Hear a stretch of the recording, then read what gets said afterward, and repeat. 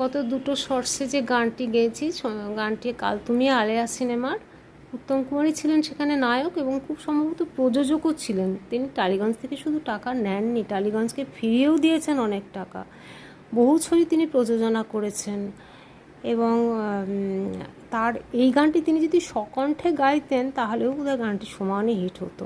তার একটি গান শুনেছি রেকর্ডের, এই এমন জোছনায় অঙ্গ ভিজিয়ে এসো না গল্প করি, ঠিক যেন মনে হচ্ছে হেমন্ত মুখোপাধ্যায় গাইছেন। এবং এই কথাটি সম্ভবত তাকে কেউ বলেছিলেন, তারপর থেকে তিনি নিজেকে কিছুটা অন্তরালে গানের ক্ষেত্রে সরিয়ে নিয়েছিলেন, কেননা তিনি হেমন্ত মুখোপাধ্যায়ের জনপ্রিয়তাকে নষ্ট করতে চাননি, কারোর ভাত তিনি মারতে চাননি, এতই বড় মনের মানুষ ছিলেন। আসলে ওই লেভেলে পৌঁছতে গেলে বোধহয় খুব বড় মনের একজন মানুষও হতে হয়, না হলে বোধহয় এটা সম্ভব হয় না বলেই মনে হয়।